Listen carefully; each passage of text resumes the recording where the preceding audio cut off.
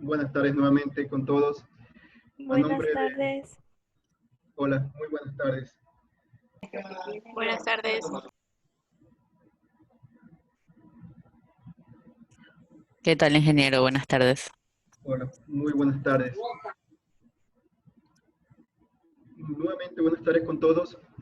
A nombre del señor director del Instituto Oceanográfico de la Armada y del personal de la Dirección de Oceanografía Naval del INOCAR, reciban un cordial saludo, agradeciendo por su participación en esta conferencia virtual relacionada al cambio climático y ciencias del mar, para lo cual vamos a contar con la presencia de la doctora Ivonne Montes del Instituto Geofísico del Perú, con el tema cambio climático y sus efectos sobre el clima marino, y también con el doctor Paul Gómez de la Universidad de Concepción de Chile. De acuerdo al esquema que tenemos para el día de hoy, vamos a tener dos presentaciones de 20 minutos cada una con un periodo de preguntas y respuestas de 10 minutos. Como se comprenderá por el tiempo de cada una de las exposiciones, van a haber preguntas que van a ser escogidas para poderlas solventar en ese tiempo. El resto, de igual forma, se las podrá responder de forma posterior para, obviamente, divulgarlas y hacerles llegar. En ese sentido, bueno, se les indica también que las preguntas en el transcurso de cada una de las conferencias se las va a recibir por medio del chat, en donde vamos a contar con el apoyo del señor oceanógrafo Frei Hernández, quien va a recopilar las preguntas y a su vez va a comenzar con el periodo posterior de preguntas y respuestas. A continuación, por favor, me permito leer un resumen de cada conferencista para que ustedes conozcan quiénes son los expertos que nos acompañan el día de hoy. La doctora Ivonne Montes es licenciada en Física de la Universidad Nacional del Callao. Es doctora en Oceanografía de la Universidad de Concepción. Ha trabajado en temas de modelado numérico para llenar el vacío en las observaciones que permitan estudiar procesos asociados al sistema de corrientes de bordes orientales y la zona mínima de oxígeno. Actualmente es investigadora científica del Instituto Geofísico del Perú y se encuentra a cargo del Laboratorio de Dinámica de Fluidos Geofísicos Computacionales. Cuenta con múltiples publicaciones científicas internacionales. El doctor Paul Gómez es biólogo marino de la Universidad de Jorge Tadeo Lozano. Es doctor en Oceanografía de la Universidad de Concepción. Ha trabajado en temas de oceanografía y ecología pesquera. Actualmente es coordinador de divulgación científica del Centro Copa Sur Austral. Asimismo cuenta con múltiples publicaciones científicas. A continuación, siguiendo el esquema planificado, dejo con ustedes a la doctora Ivonne Montes del Instituto Geofísico del Perú, a quien nuevamente le agradecemos por su participación y compartir sus conocimientos y experticia con nosotros en esta tarde. El cambio climático y sus efectos sobre el clima marino. De igual forma, que silencien sus micrófonos, por favor, para poder continuar con la exposición. Muchas gracias y dejo con ustedes a la doctora Ivonne Montes. Gracias.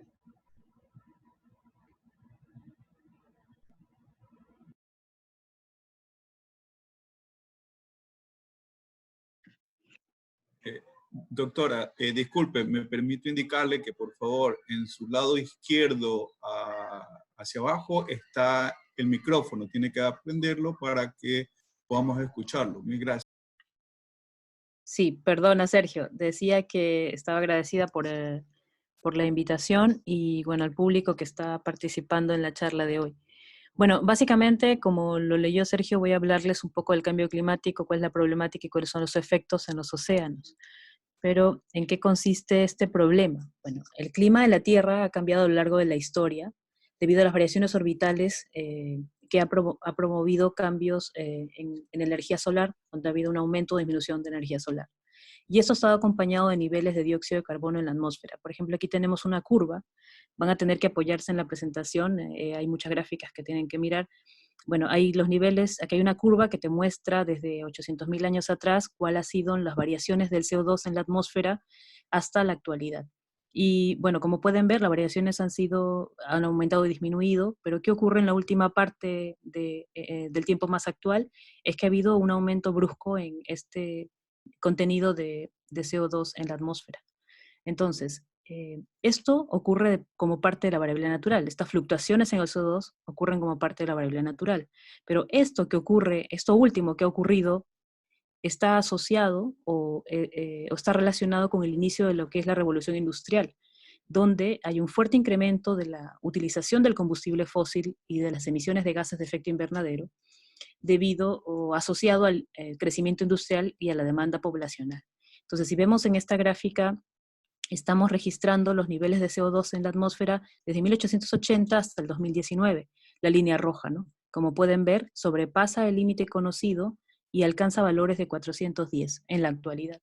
Y eso mismo está acompañado en la curva negra con un aumento de la temperatura que va creciendo tanto como crece el dióxido de carbono en la atmósfera. A este proceso del aumento de la temperatura le conocemos como calentamiento global. Actualmente el calentamiento global de la Tierra está por sobre el grado de temperatura, ¿no? Entonces, si tenemos que resumir qué es el cambio climático, es el cambio de clima atribuido directa o indirectamente a la actividad humana, que produce una variación en la composición de la atmósfera global y que se suma a la variabilidad natural del clima observada durante periodos de tiempo comparables. Entonces, y que lo que vemos es producto producto antropogénico, por actividad humana, ¿no? Ahora, pero ¿cuál es el rol que ha cumplido el océano frente a este cambio climático? Básicamente, desde 1980, el océano ha absorbido entre el 20 y 30% del CO2 antropogénico y también más del 90% del exceso de calor. Básicamente, el océano es el mitigador de la actividad humana o del incremento del CO2 antropogénico. Ese es el que ha trabajado más para aplacar este cambio, ¿no? Y estas modificaciones, este exceso de CO2 y este exceso de calor que el océano ha contenido, ha provocado cambios en la física y química de los océanos. Entonces ahora tenemos nuestro océano que está que tiene más contenido de CO2 y también tiene más calor que está almacenado. Y eso ha promovido cambios en una serie de variables físicas. Entonces tenemos, por ejemplo, físicas y químicas, ¿no? En la elevación del nivel del mar, que afecta directamente a las zonas costeras y islas, por ejemplo. Hay un incremento en las olas de calor marino, en las sensaciones térmicas, digamos, alteradas. Hay un incremento en el contenido de calor del océano, desde la superficie al fondo, diferente entre superficie y fondo, claro. Hay un decrecimiento en el pH del océano, que está asociado, o que se le denomina acidificación del océano, que básicamente la acidificación del océano o quiere decir que existe más dióxido de carbono disuelto, que reduce la disponibilidad de iones de carbono que utilizan los organismos para generar o para construir sus esqueletos y caparazones, y también hay menos cantidad de oxígeno en el océano.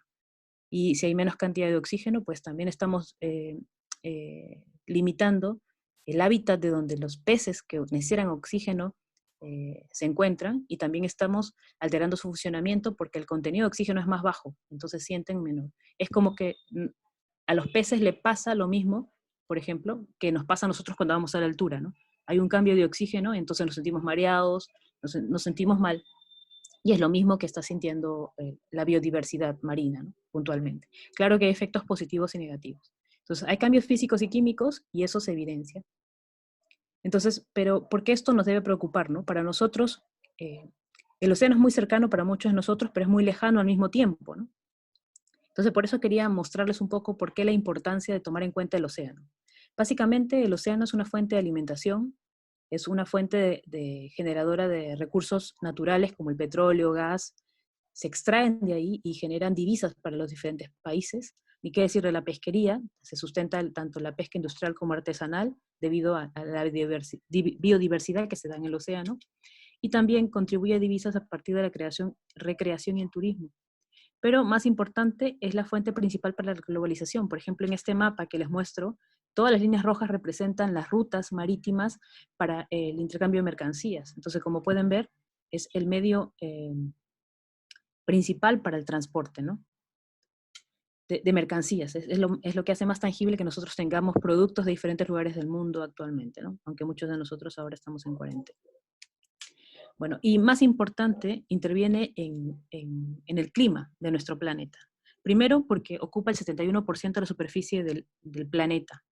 Por lo tanto, es el volumen de agua en estado líquido disponible para formar parte del ciclo del agua, que luego formará, al pasar por todo el ciclo, nos dará el agua disponible para la actividad humana, ¿no? Para el desarrollo de la actividad humana.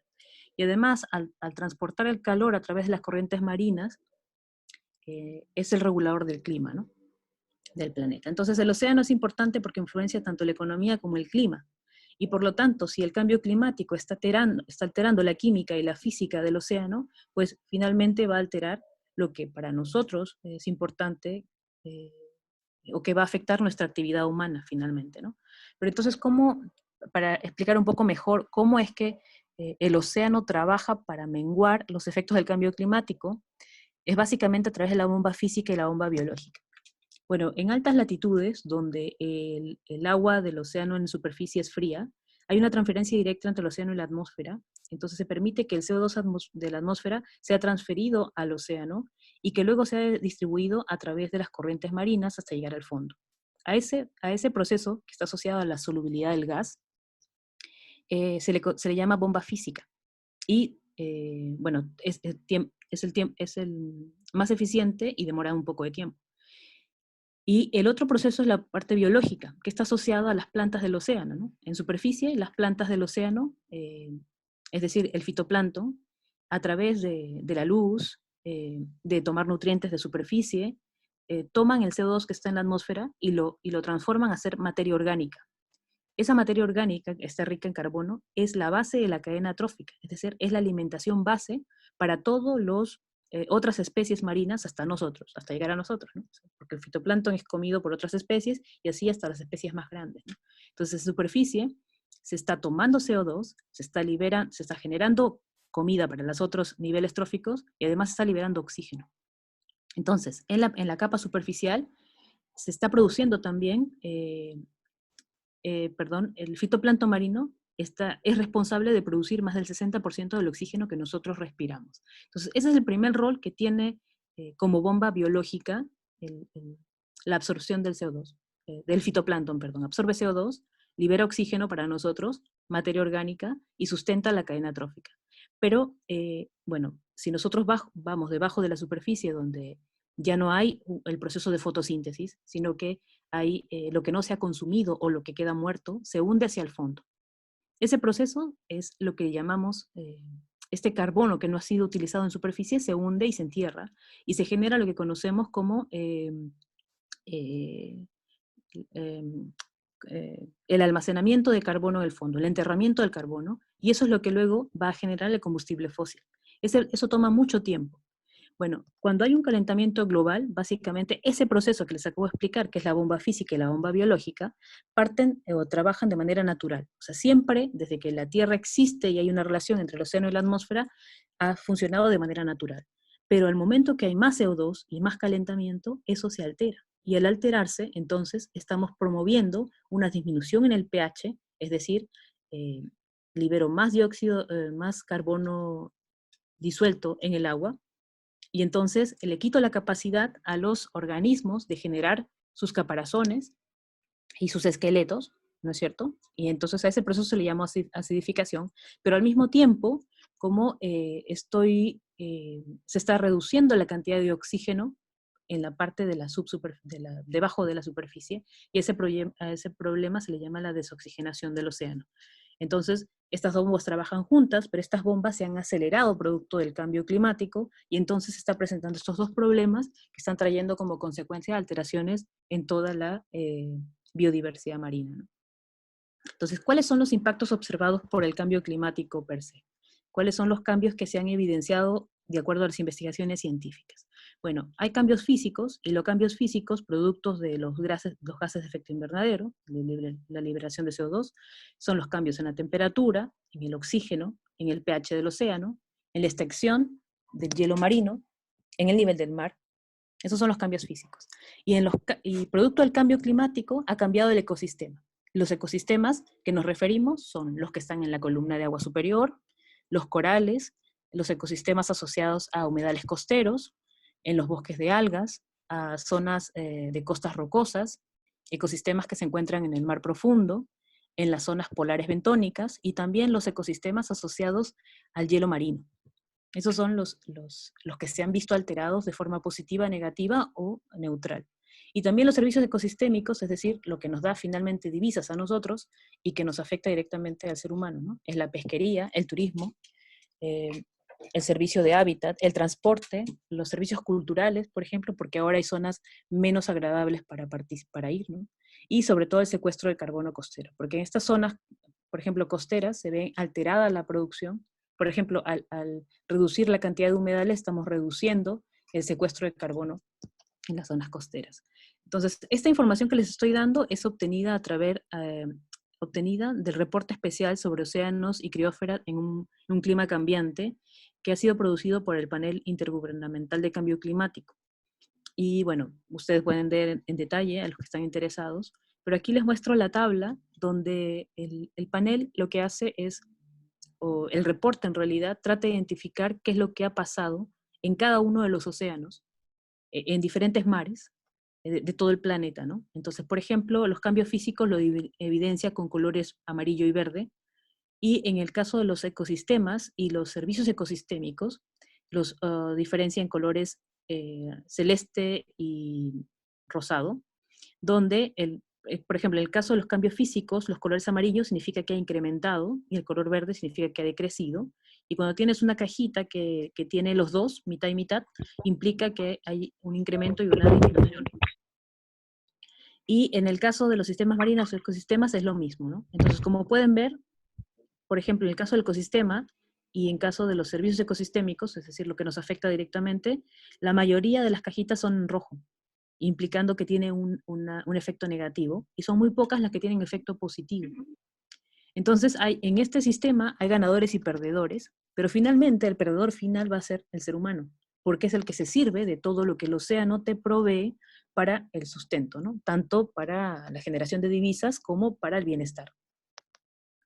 Pero entonces estos cambios que han ocurrido en el océano no solamente involucran directamente al ecosistema marino, sino también a los eventos extremos que se han registrado. Por ejemplo, en este mapa lo que pueden ver, por los diferentes simbolitos, está identificando todo lo que se ha observado con respecto a los eventos extremos, que son eventos raros que se dan de forma repentina o por periodos cortos de días o semanas, y que influencian directamente ya de lo que pasa en tierra, ¿no? Directamente. Por ejemplo, estos como remolinos en color azul, negro y celeste vienen a ser ciclones o múltiples ciclones. La nubecita negra con lluvias con puntitos azules viene a ser la lluvia extrema, por ejemplo, en el caso del borde oriental, lo que nos toca a nosotros. El sol viene a ser las sequías, este medio termómetro con olas que viene a ser las ondas de calor marina. Luego tenemos una casa media inundada que viene a ser las inundaciones. Luego tenemos, bueno, el símbolo de la nieve, la disminución de hielo, eventos múltiples. Bueno, aquí eventos múltiples también. Entonces aquí podemos ver en el mapa que hay una serie de eventos extremos que se han registrado hasta la actualidad, desde que la ciencia tiene datos para registrarlos, pero al mismo tiempo también hay una serie de lugares donde no registra información.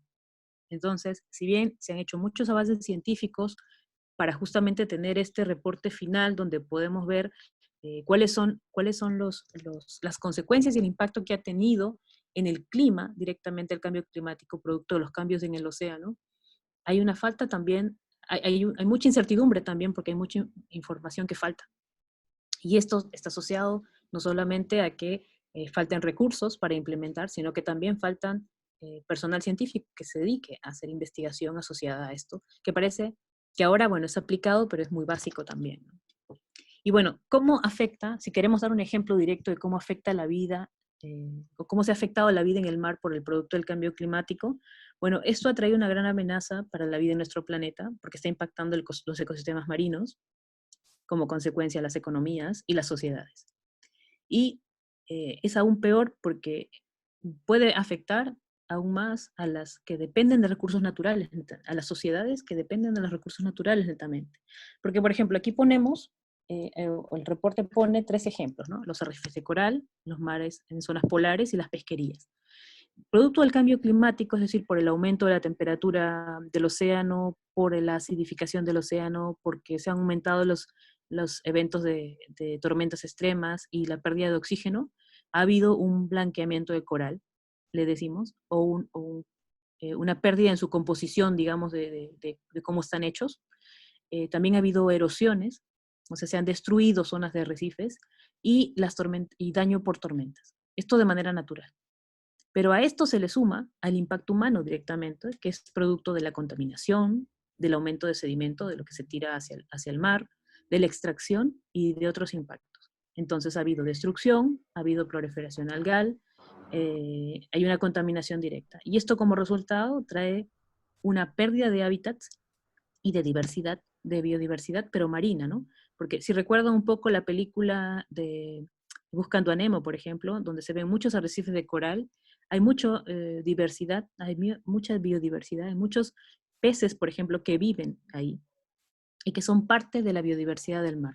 Entonces, al haber pérdida de estos ambientes de corales, pues hay pérdida de hábitats, de lugares para vivir, seguros para ellos con fuentes que te pueden alimentar, ¿no? Bueno, entonces eso también provoca una pérdida en las zonas costeras y en la recaudación, digamos, de divisas. Y si hablamos de zonas polares, bueno, se ve una pérdida de hielo, y esa pérdida de hielo es una pérdida de hábitats para especies que viven en zonas polares, y eso ha producido un cambio en el rango, un cambio de especies, porque si antes eran muy frías, ahora están medias en zonas tibias, o se han movido zonas cálidas hacia zonas frías, ¿no? Y eso ha producido también un cambio en la producción primaria, es decir, en el proceso de fotosíntesis, después del proceso de fotosíntesis, ¿no? Y eso, bueno, si le sumamos, como lo mencioné hace un rato, al impacto humano asociado a la contaminación, por ejemplo, al desarrollo de minas submarinas y a la sobrepesca, pues, de nuevo, lo que va a promover, en el caso de las zonas polares, es una pérdida de especies marinas carismáticas, hasta el 50%, llamamos ballenas, focas, osos polares, pingüinos y todos ellos, que además contribuyen a remover parte importante del CO2 antropogénico durante su tiempo de vida, ¿no?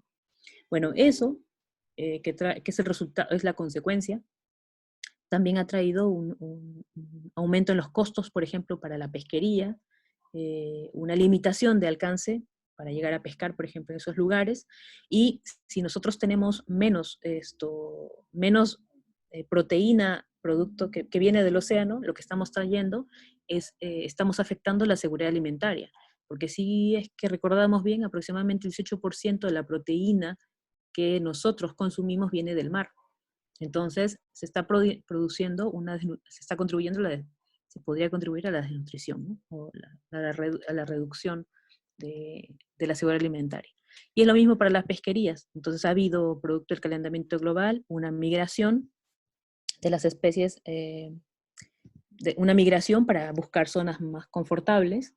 Ha habido una pérdida, por ejemplo, en los caparazones, en una erosión en los organismos, en la forma que construyen sus organismos, ¿no?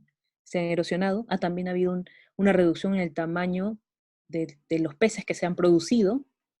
Entonces, eso, sumado al impacto humano, de nuevo, que es la mortalidad de peces, la sobrepesca, el desarrollo costero que le quita hábitats, pues básicamente genera una interrupción ecológica, un costo operativo más alto, y finalmente una pesquería, cambios en la pesquería importante, ¿no? Bueno, esto más o menos esquematiza cuáles son los cambios, ¿no? Pero ¿podemos hacer algo al respecto? Bueno, sí, todavía podemos. Los impactos del cambio climático pueden reducirse mucho si el mundo en su conjunto, a través de intervenciones intergubernamentales y actividades sociales, logramos limitar el calentamiento global a no más de 1.5. Cuando empecé la presentación les comenté que actualmente la temperatura se encuentra por sobre el grado. Pero la idea es que no lleguemos a más de 1.5 o más de 2, porque si esto ocurre, va a haber un cambio irreversible. Es decir, todo lo que estamos viendo va a ser más atenuado.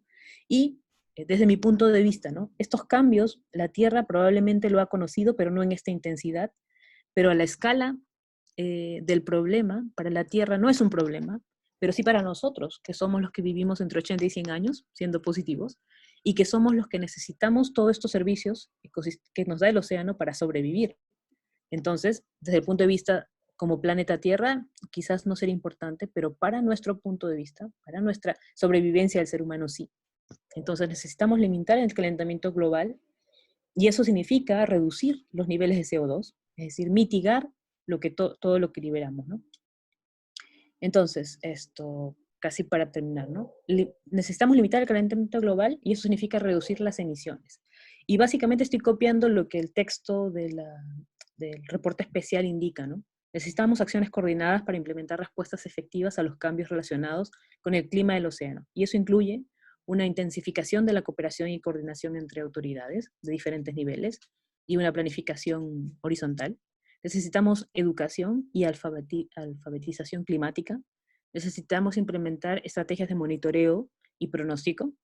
Necesitamos el uso de todas las fuentes de conocimiento disponibles para poder obtener líneas de base, porque realmente hay información, pero en algunos lugares estamos a ciegas. Estamos asumiendo que todos esos cambios se van a dar, pero quizás en ciertas regiones no se va a dar de esa forma, o van a ser menores o van a ser peores. Como dije al principio, dentro de este gran ecosistema van a haber ganadores y perdedores, y nosotros tenemos la responsabilidad de identificarlos si queremos mantener la subsistencia de la raza humana, digamos, que se basa su vida en los productos que el océano le da. Necesitamos el intercambio de datos, de información y de conocimiento, y también necesitamos finanzas. Necesitamos el tratamiento de la vulnerabilidad y la equidad social, porque no todos estamos jugando de la misma forma. Y obviamente necesitamos el apoyo de instituciones, y eso implica de todos los niveles, ¿no? Todo ello para permitir el desarrollo de capacidades, el aprendizaje social, la participación de la adaptación específica al contexto, así como la negociación de compensaciones y la realización de co-beneficios en la reducción de riesgo a corto plazo y la creación de resiliencia y sostenibilidad a largo plazo, ¿no? Todo lo cual se basa en hacer investigación científica y compartirla, ¿no? Entonces, para terminar, a mí me gusta mucho esta gráfica que les he puesto. Disculpen que esté en inglés. Bueno, básicamente trata de resumir los 3 ejes que deberíamos tomar para poder tomar acciones, ¿no? O sea, lo que sabemos es que existe el cambio climático y por un lado tenemos que mitigarlo y por otro lado tenemos que buscar adaptarnos. Y la mitigación incluye la mejora de la adaptación social y eso involucra la adaptación basada en comunidades, la adaptación basada en infraestructura, las actividades económicas diversas y la reorganización de gente, y cambio en las políticas y las prácticas, ¿no? Esto está asociado directamente a lo que nosotros nos interviene, a lo que para el ser humano debe ser importante, ¿no?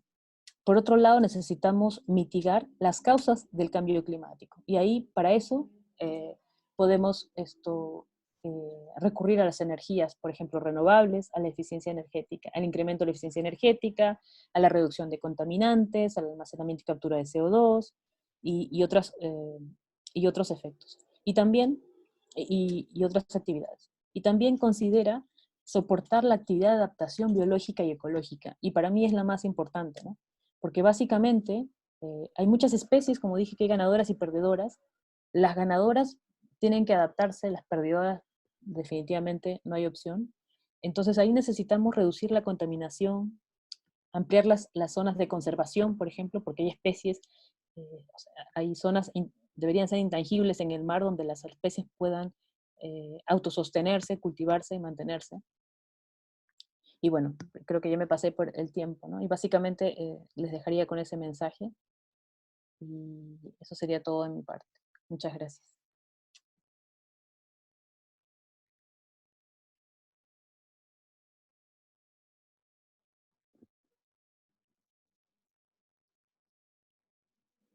No sé si tuvieran alguna pregunta. Sí, muchas gracias, Ivonne. Efectivamente, mediante el chat vamos a recibir las preguntas que tengan los participantes durante un periodo de tiempo pequeño para poder seguir con la presentación de Paul. En este caso, una de las primeras preguntas que tenemos para ti, Ivonne, estos sistemas de afloramiento son muchos en los diferentes océanos del mundo y se han intensificado o debilitado. Respecto a los sistemas de afloramiento, es básicamente las zonas de bordes orientales, digamos California, Perú, Chile, Benguela, Canarias, son las zonas donde el viento maneja una serie de procesos que permite que aguas frías y llenas, ricas en nutrientes, lleguen a la superficie y generen toda una, ¿cómo se dice? Bueno, generen toda una producción primaria, sostengan una producción primaria, ¿no?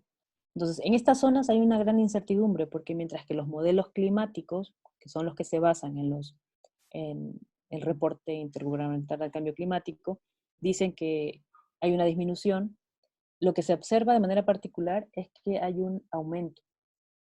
Esto asociado a los cambios en la intensidad de los vientos, a la mezcla vertical que existe, ¿no?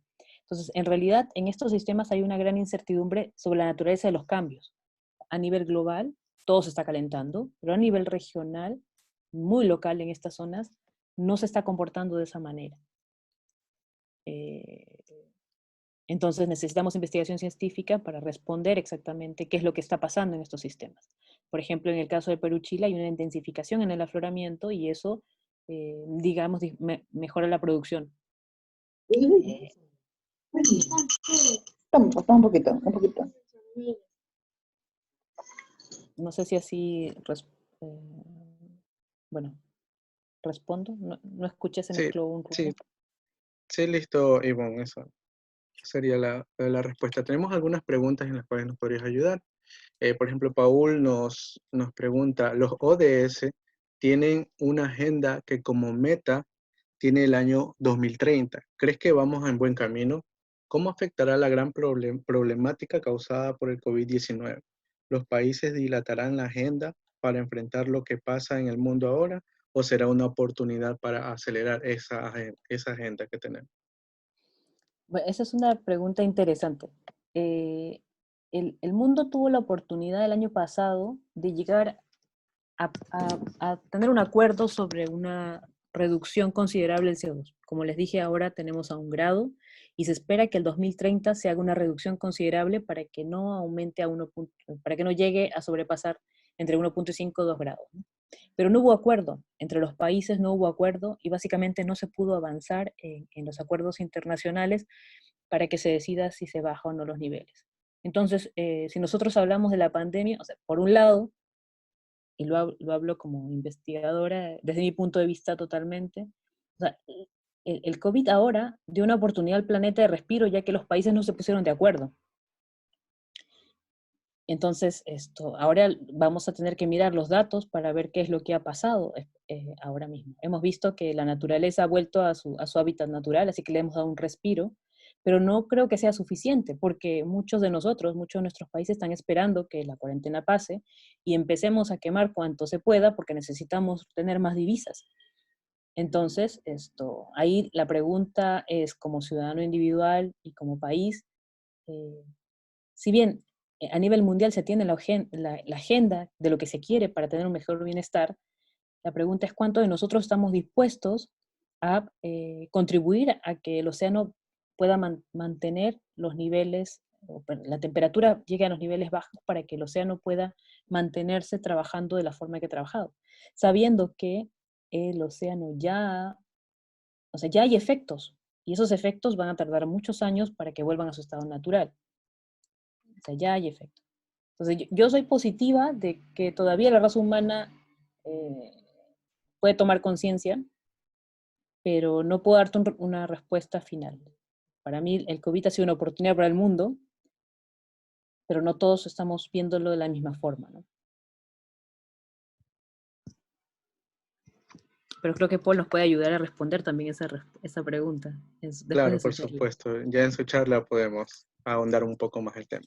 Tenemos unas últimas preguntas. Richard Narea pregunta, ¿las bombas generadoras de oxígeno, tanto físicas como biológicas, se pueden afectar por la sobrepesca y la presencia de plásticos? Claro, la bomba física es la que ha evidenciado, digamos, por la circulación oceánica, dónde son las zonas favoritas para la acumulación de estos plásticos, ¿no? Pero la bomba, y ambas bombas se ven alteradas por el aumento de la temperatura y del CO2, porque lo que estamos haciendo es acelerando el proceso. Cada vez que tú le das más CO2 hay más CO2 en la atmósfera y los organismos fotosintéticos tienen más para consumir, ¿no? Para producir CO2, ellos van a continuar con su trabajo. La diferencia es que, como por ejemplo hay más carbono disuelto en el océano, ellos ya no van a ser construidos tan fuertes como lo eran antes, o su periodo de crecimiento ya no va a tomar lo que antes tomaba, va a ser más rápido. Entonces, al final lo que se está construyendo como ecosistemas son ecosistemas más débiles y menos duraderos en el tiempo y menos eficientes para que se entierre en el fondo. No sé si eso responde a la pregunta. Sí, esa pregunta era para Richard. No sé si Richard entendí bien Sí, o no la pregunta. Listo. Sí, listo. Igual para... Ajá. Sí, indicó Richard, no hay ningún problema. Ya, en honor al tiempo, las preguntas yo las voy anotando y se las voy a hacer llegar en este caso al director del evento para que las haga llegar a esta Ivonne y puedan recibir una respuesta de él. Vamos a proseguir. Muchísimas gracias, Ivonne. Vamos a la presentación de Paul Gómez. Lo vamos a presentar en este momento. Bueno, en la siguiente conferencia virtual tenemos a Paul Gómez. Él es biólogo marino de la Universidad Jorge Tadeo Lozano, doctor en oceanografía de la Universidad de Concepción. Ha trabajado en temas de oceanografía y ecología pesquera. Actualmente es coordinador de divulgación científica del Centro Copas Sur Austral. Cuenta con varias publicaciones científicas. Paul, ¿nos podrías ayudar con tu presentación? Sí, ya le estoy compartiendo. No sé si lo están viendo o demora un poco. Sí. ¿Sí? Dale, perfecto. Bien. Bueno, muchas gracias antes que nada por la invitación para presentar en esta interesante tarde de charlas. Un gusto haber visto a Ivonne nuevamente, con quien fuimos de hecho compañeros del doctorado en Concepción. Así que un saludo a ella. Ese no es mío, así que alguien que silencie. Olvídate. Ya, bueno, vamos a pasar entonces a la presentación. Antes de empezar, quiero como hacer un par de reflexiones. Quiero que me digan de la siguiente imagen que están viendo ustedes ahí, ¿a cuántos de esos conocen? Ahí tenemos nosotros 9 personajes, y hay personajes que son conocidos, pero todos tienen algo por qué ser importantes, tienen algo que ha hecho que sean connotados, digamos. Les voy a decir algo. Yo pienso que a los que más conocen son al número 2, Richard Carapaz, a la 4, que es Gabriela Villalba, al 5, al 6, que es Delfín Quispe, y al 9, que es Jaime Iván Caviedes. Algunos de pronto también conocen al 8, que es Jaime Rodríguez. Y los otros 4 que no mencioné son realmente importantes. Arturo Villavicencio, por ejemplo, fue parte es parte del grupo del IPCC. De hecho, ellos junto a otras personas, muchos investigadores más, digamos, recibió el premio Nobel en el 2007 justamente por el trabajo que hicieron en la IPCC, el Premio Nobel de la Paz. Por lo tanto, ese es un premio Nobel en Ecuador. ¿Cuántos sabían eso? Es algo que hay que reflexionar un poco. El tercero que vemos ahí es Inti Grönenberg. Es ecuatoriano, pero su padre es de origen noruego. Y es súper relevante el trabajo que él hace porque él fue declarado como el inventor del año por el MIT Technology Review el año 2018, como uno de los investigadores jóvenes más relevantes de ese año. El quinto que vemos ahí es Ángel Llerena Hidalgo, y él fue nominado al Premio Nobel de Fisiología por un trabajo que hace con la cigatoca negra. La otra persona que vemos ahí es Eugenia María del Pino Ventimilla, y ella es una mujer que fue elegida miembro de la Academia Nacional de Ciencias de Estados Unidos en el año 2006, ha recibido el premio L'Oreal UNESCO a las mujeres en ciencia, el año pasado recibió el premio de la Sociedad Latinoamericana para la Biología del Desarrollo, la BBC la nombró como una de las 100 mujeres más científicas importantes del mundo. Por lo tanto, son personas súper importantes. Esta presentación, solo para que la vean, yo la he hecho en Chile también. Y lo que pasa en Chile es que yo tengo esta otra imagen. Básicamente tiene el mismo tipo de personajes, y aquí es alguien que probablemente los famosos de aquí también lo reconocen los de Ecuador. Probablemente a los científicos no los va a reconocer prácticamente nadie, a menos que ya sea pues, alguien que trabaja muchísimo. Pero claro, aquí Mon Laferte y Alexis Sánchez son claramente los más reconocidos.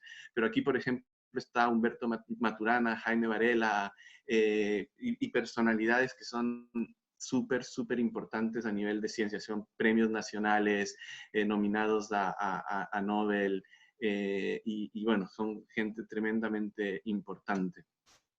Voy a hacer que piense en estas dos personas. Salfate, que es un charlatán, digamos, un pseudocientífico que sale muchísimo en los medios, y el otro es un científico, es un geógrafo, Marcelo Lagos, y trabajó mucho en la época de los tsunamis y de los terremotos.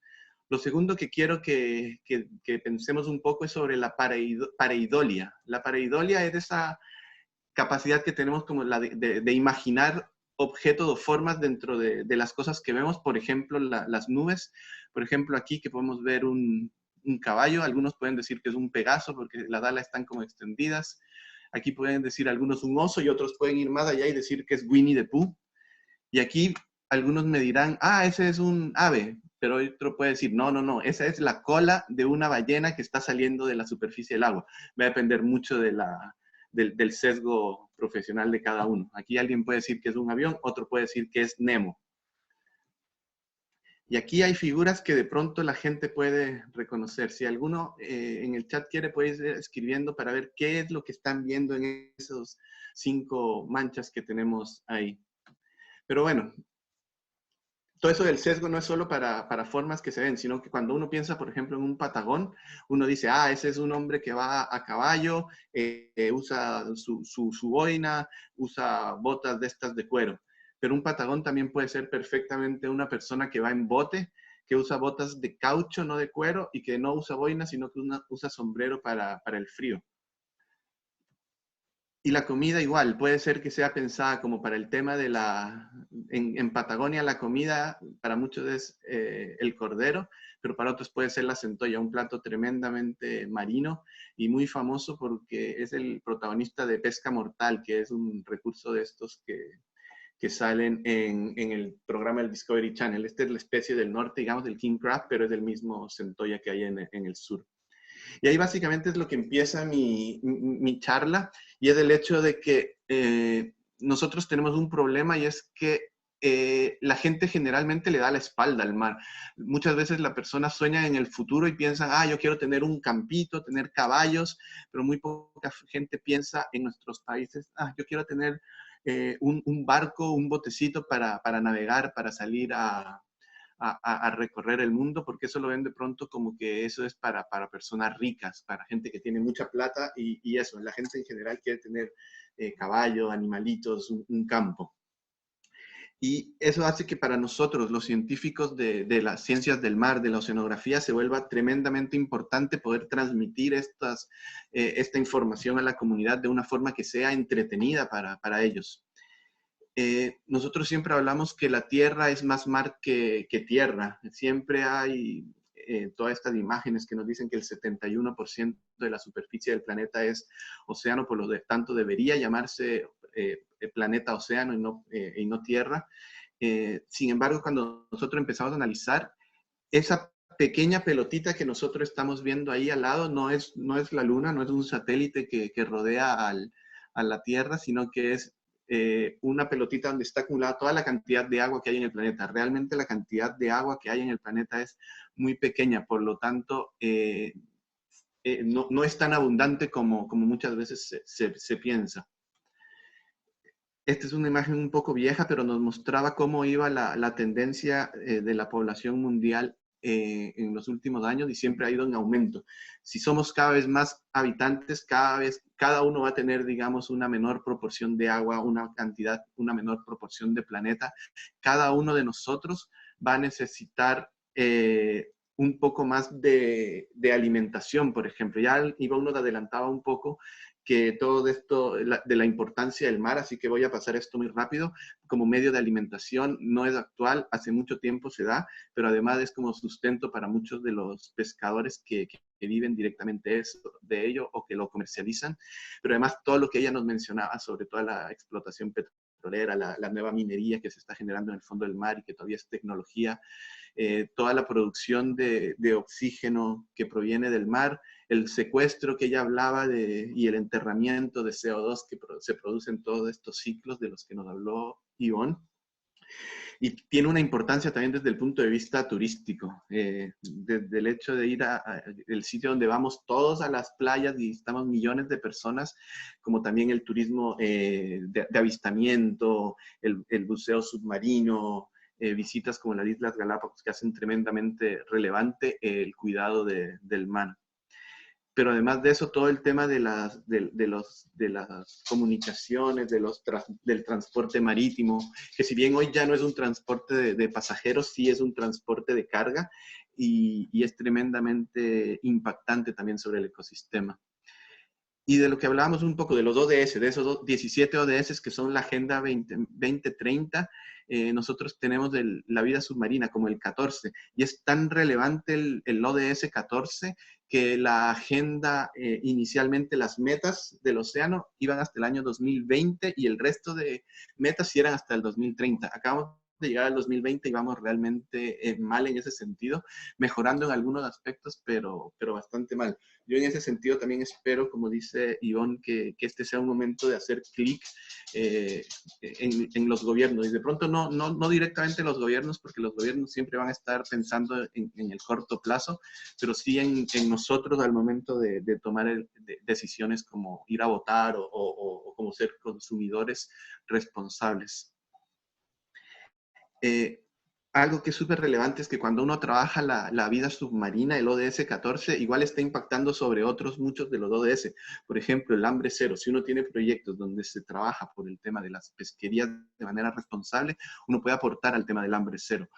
Hay una cantidad de recursos de pequeños pelágicos, por ejemplo, que son destinados a generación de harina de pescado, que perfectamente podrían ser utilizados como alimento humano directamente en escuelas, en centros de detención, por ejemplo, y sería una forma tremenda, sería muy nutritivo y sería muy económico además.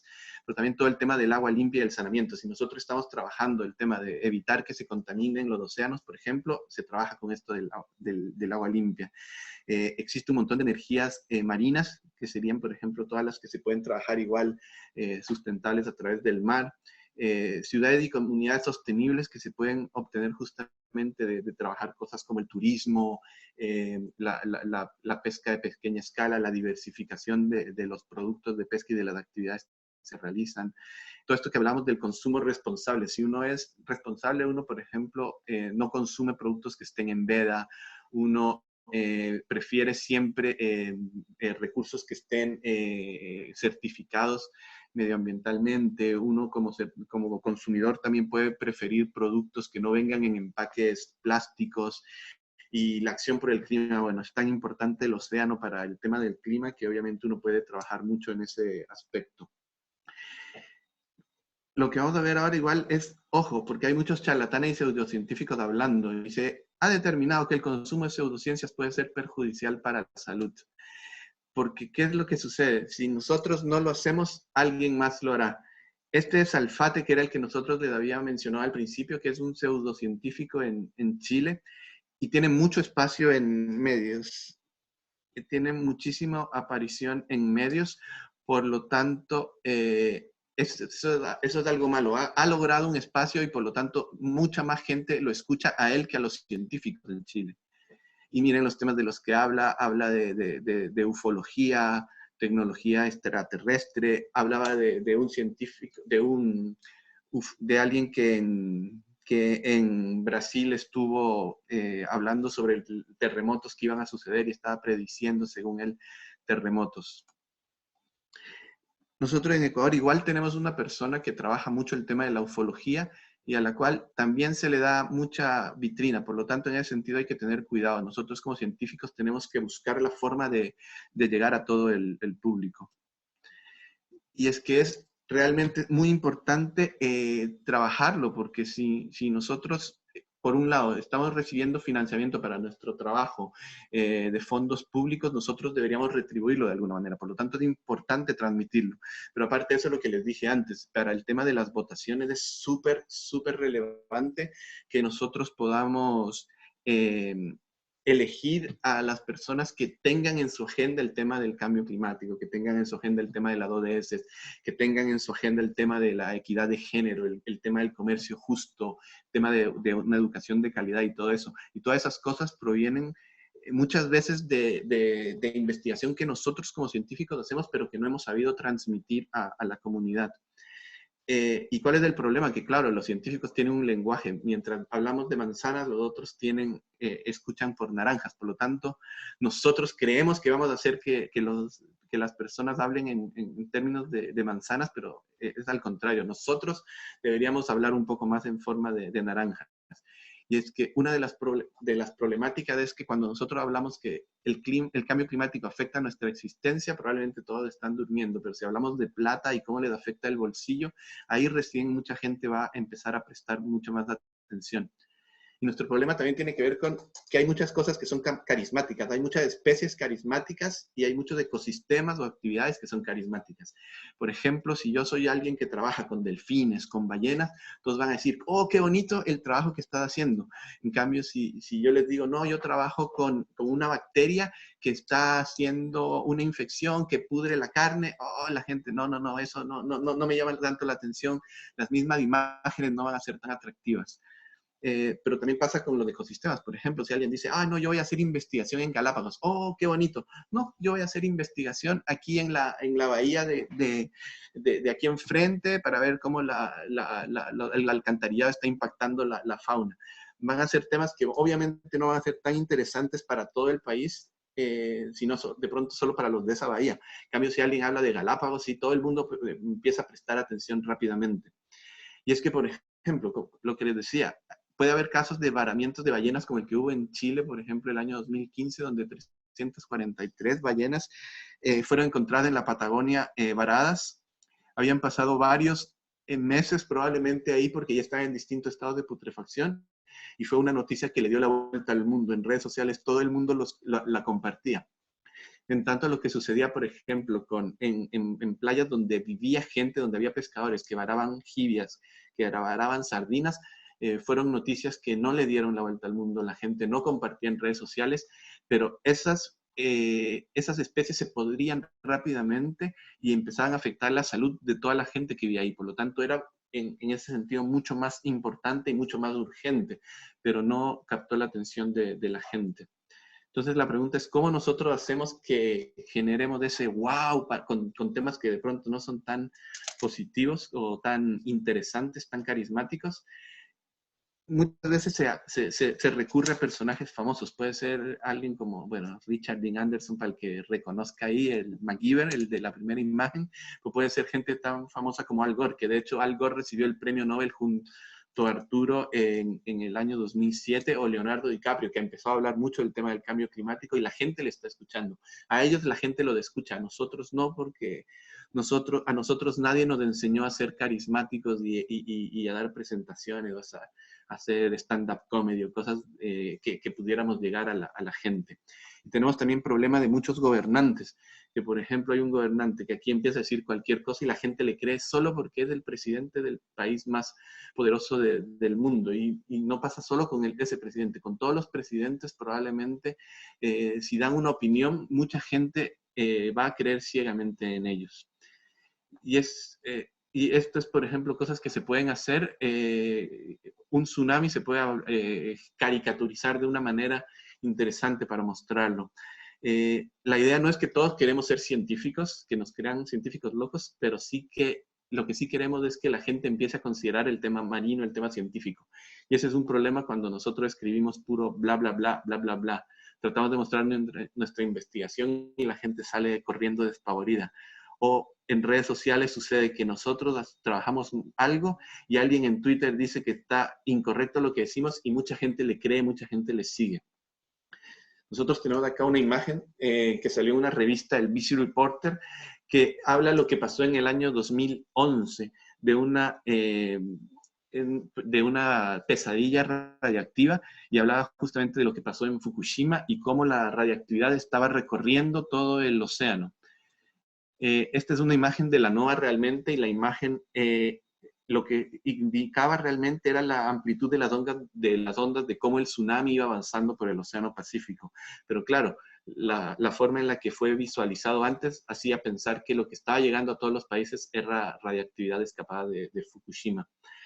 Y esto, por ejemplo, lo que estamos viendo ahí es Perito Moreno, uno de los glaciares más importantes de la Argentina, y es uno de los pocos glaciares en el mundo que está incrementando su tamaño.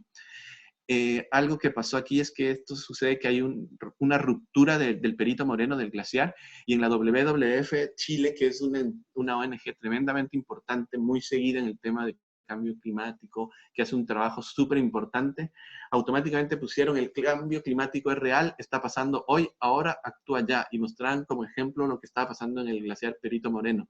Sin embargo, cuando uno es, los científicos de Glaciarum, por ejemplo, salieron a hablar de lo que estaba pasando, dijeron que al contrario, el Perito Moreno es como una de las decepciones del cambio climático. Lo que está pasando aquí realmente es que crece tanto que tapa el brazo de los ríos, de los canales, por lo tanto el agua, como tiene que seguir avanzando, empieza a erosionar el hielo y en algún momento se rompe. Y eso es lo que se ve como una tremenda ruptura y que genera que vaya cada cierto tiempo turistas a esperar que eso suceda. Ellos van, no saben si sucederá cuando vayan, pero cada vez que están, ellos se emocionan, gritan, porque eso es un evento impresionante. Y claro, lo que había pasado era que mostraban, en el caso anterior de la WWF, salían noticias quejándose de que la gente estuviera celebrando lo que estaban viendo cuando era una demostración del cambio climático, y realmente no era una demostración del cambio climático, solo era una excepción. Pero, ¿qué sucede? Que la gente empieza a ver esto, no, es mentira, mira, que esto no es cambio climático, pero la gente decía que sí, entonces la gente empieza a dudar y empiezan a creer lo que quieren, no lo que los científicos tratamos de decir. ¿Y qué sucede? En el caso de 2015 y 2016, que hubo todo el tema del caso de Marea Roja, muy famoso en la zona de Chiloé, en Chile, la gente empezó a reclamar y salió a reclamar por todo lo que sucedía contra las salmoniculturas. Los científicos salieron con unos documentos explicando lo que había pasado, con gráficas muy bonitas, de muchos colores, pero con textos súper, súper densos, realmente unos ladrillos. La Sociedad Chilena de Ciencias del Mar igual salió con su ladrillo propio. Y el siguiente que le había pedido que recordaran a Marcelo Lagos, que él es un geógrafo, él trabaja con el tema del tsunami, con el tema de los sismos, y él salió a hablar de lo que era la marea roja, un tema del que él no es experto, pero como él es un científico que sale mucho en medios, le preguntaron su opinión, y claro, él dio una respuesta que no tenía nada que ver con la parte científica de la marea roja, sino con la parte social de la marea roja, que está bien que lo digan, pero probablemente no sería la persona a la que yo le preguntaría un caso sobre marea roja. Y claro, después salió otra declaración pública que ya era de la gente del Sindicato de Trabajadores de la Pesca, y ellos hablaban ya su solidaridad con los habitantes de la isla de Chiloé, algo que faltaba en los discursos de los científicos y de los políticos, que era como ese acercamiento. Y después salió una carta de una persona de los recolectores de algas de Chiloé, y ella hablaba, claro, ya lo cuenta de una forma mucho más como de cuento, como más narrativa. Había rumores de que habían tirado 39 toneladas de salmones muertos con químicos a 75 millas de la costa. Lo primero que pensamos es que nos iba a afectar y comenzamos a preocuparnos. Si se dan cuenta, esa es una forma mucho más cercana, automáticamente ve el dolor humano de lo que está sucediendo, lo personaliza mucho, por lo tanto tiene mucho más impacto. Del mismo modo empezaron a salir los memes, que ahora son súper importantes en redes sociales. Claro, todo lo que están viendo ahí son personajes de distintos mitos y leyendas de la zona de la Patagonia, muchos marinos, y claro, ellos decían, estamos más unidos que nunca, fuerza Chilotes, porque eso tiene mucho más impacto. O por ejemplo, usaban todo lo de Justicia para Chiloé, aprovechándose como de la imagen de todo lo de Buscando a Nemo que salió en Pixar. Y aquí volvemos a lo que es súper relevante. Nosotros hablamos en algún momento de Inti Cronenberg, y yo les decía, una de las problemáticas más importantes que nosotros tenemos ahora es el tema del plástico en el océano. Tiene un tremendo impacto sobre la vida marina, por todo lo que se fragmenta. Y además de eso, estos plásticos pueden ser vector de distintas toxinas. ¿Y cuál es el problema? Que, por ejemplo, zonas como Galápagos, que están tan alejadas de todo, que son islas que están alejadas, tienen mucha basura plástica. Claro, las corrientes están llevando para allá todo este plástico, pero nosotros de pronto nunca lo habíamos evidenciado hasta ahora, que ya el plástico, todo el mundo nos está hablando de plástico y ahora todos estamos empezando a hablar de plástico, y realmente hace mucho tiempo que nosotros ya teníamos gran parte de esta información y no la hemos sabido transmitir. Y claro, por eso hablamos ahora que Galápagos puede estar en peligro.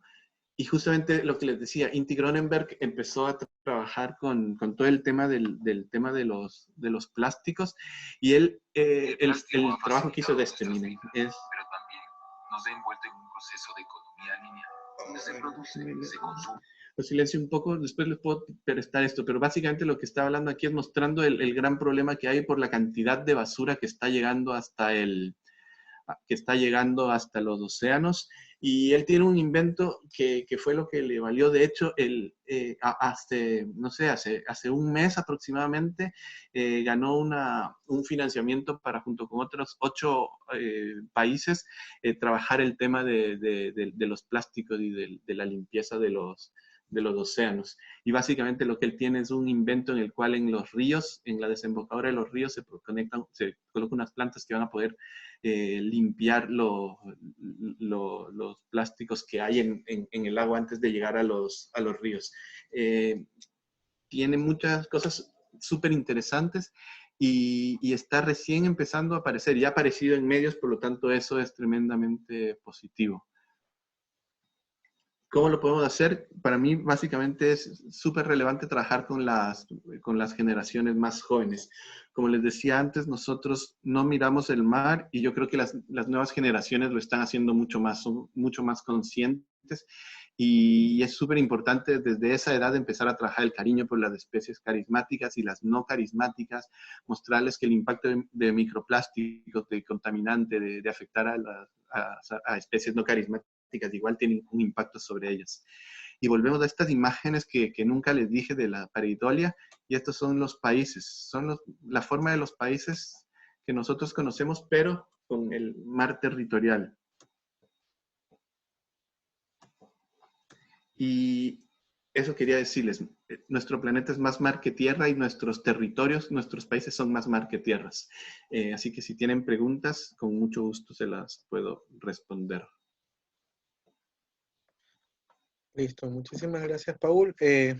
Dejamos abierto la sección de preguntas en la zona del chat para que nos puedan ayudar.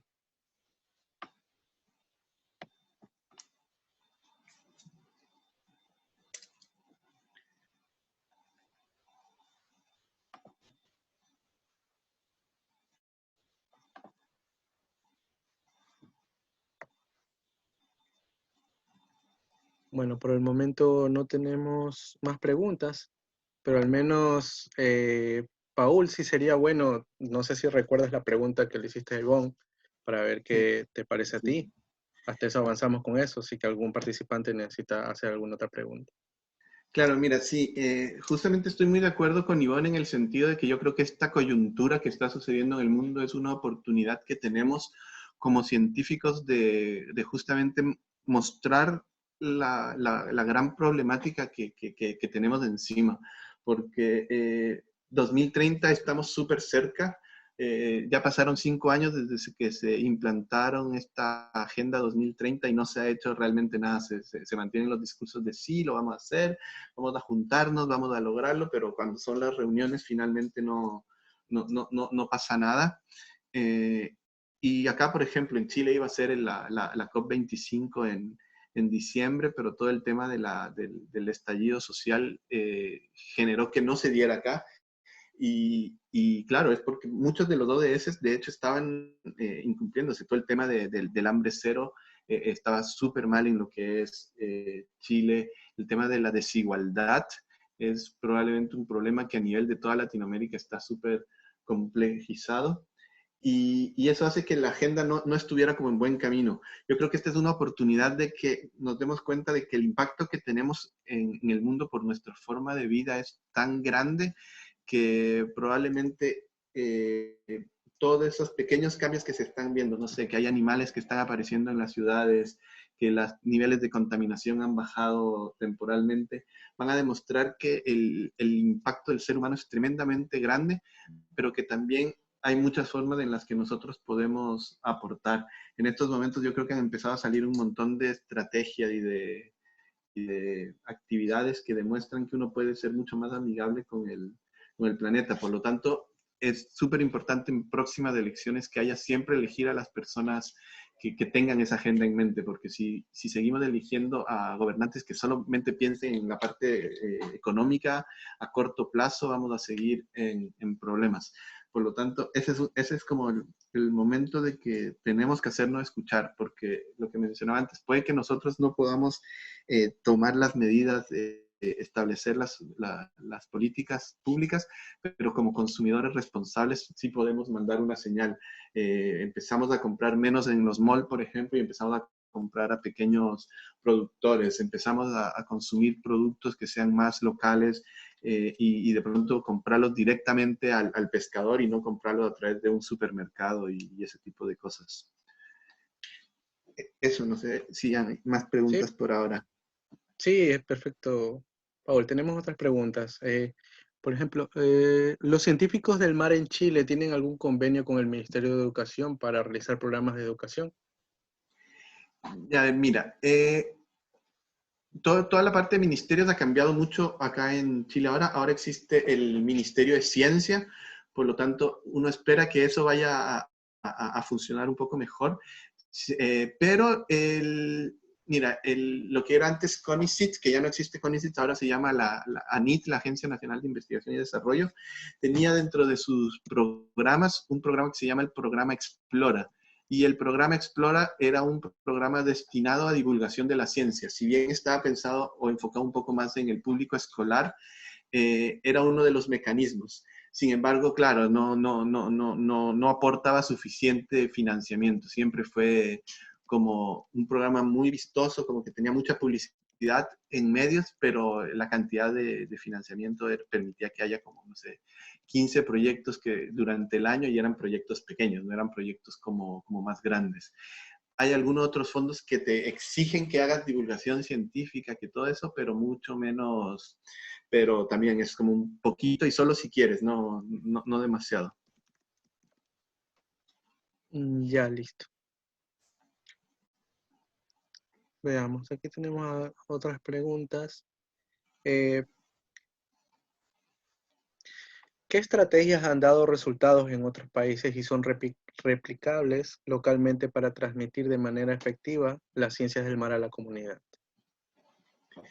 Mira, acá en Chile todos los años tenemos nosotros un congreso de ciencias del mar y desde el año 2015 se está realizando, por ejemplo, un simposio de divulgación de ciencias del mar.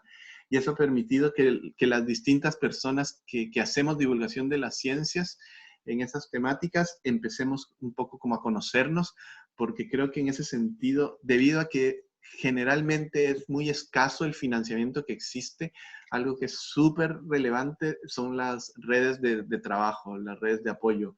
De hecho, acá hay muchas redes que han ido creciendo y que son súper importantes. Por ejemplo, hay una red de científicos de la basura que simplemente eran investigadores que lo que hacían era que iban a las playas, contabilizaban la cantidad de basura que existía y determinaban el origen de esa basura, porque podía ser origen local. Alguien va a la playa y bota la botella o va a la playa y deja ahí el pucho de cigarrillo.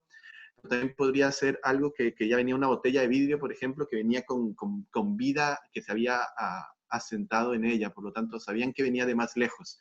De pronto venía todos estos temas ya una botella fragmentada, una botella de plástico fragmentada, ya venían más los microplásticos, por lo tanto sabían que venía de lejos, no era algo que había sucedido en esa zona.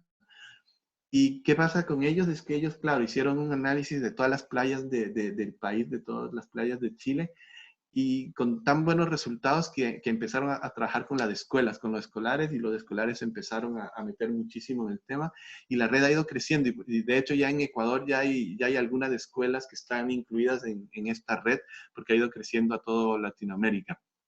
Para mí esa es una de las cosas súper importantes, las redes. Esto uno no lo puede trabajar solos, y en una época como la nuestra también las redes sociales es súper relevante. Ahora nosotros, por ejemplo, en el centro estamos haciendo muchos conversatorios vía Instagram, y esos tiene acceso de todo el mundo, porque claro, uno habla de Instagram y el Instagram te dice, mira, vamos a hablar de tal tema. Entonces a veces uno no está haciendo nada y se queda escuchando.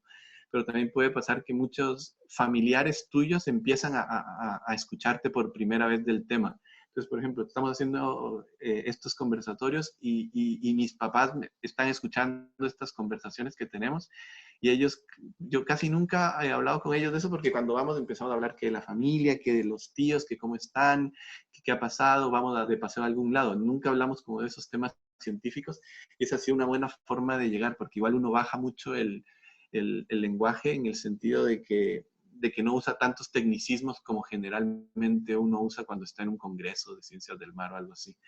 Por lo tanto, ese es un ejercicio súper bueno, como de empezar a hablar con gente, con un público que no sea nada técnico, para poder avanzar. Y claro, te empiezan a hacer preguntas que de pronto no tienen nada que ver con lo que tú habías investigado, pero que pueden estar relacionados, y tú aprendes de esa forma mucho más.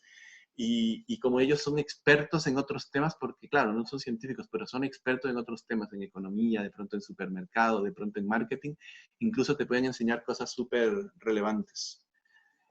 Y eso, no sé si respondo la pregunta con eso. Sí, de seguro. Tenemos algunas preguntas, pero te las haremos llegar efectivamente a tu correo, ya que estamos un poco pasadas de tiempo. No sé si quieres despedir en este caso de tu presentación. Hasta eso yo voy avanzando, agradeciendo a todos los participantes. Hemos tenido alrededor de 116 participantes dentro de nuestra conferencia virtual. Agradezco a todos ellos. Cada uno de nuestros conferencistas han dado los temas en los que son expertos. Lamentablemente no hemos podido atender todas las preguntas, que han sido muy interesantes. Sin embargo, dejamos los datos. En este caso, Paul nos está compartiendo lo que es el link en Instagram, para que también puedan realizar sus consultas. Yo la presentación se las voy a hacer llegar igual a través de Freddy. Perfecto, perfecto. No habría ningún problema con esto. Bueno, muchísimas gracias entonces por la invitación. Y bueno, saludos a todos los conocidos que igual veo por ahí que están conectados, a Freddy, a Mario, a Charles, a Zeneida, a todos ellos. Un abrazo muy, muy grande desde acá. Listo, Paul. Muchísimas gracias por tu presentación. A Ivonne también, muchísimas gracias. Con esto cerramos la conferencia virtual de parte del Instituto Oceanográfico de la Armada. Agradecemos a todos los participantes. Muy pronto tendremos más conferencias virtuales en las cuales la haremos llegar mediante nuestras redes sociales. Muchísimas gracias a todos y que tengan un buen día.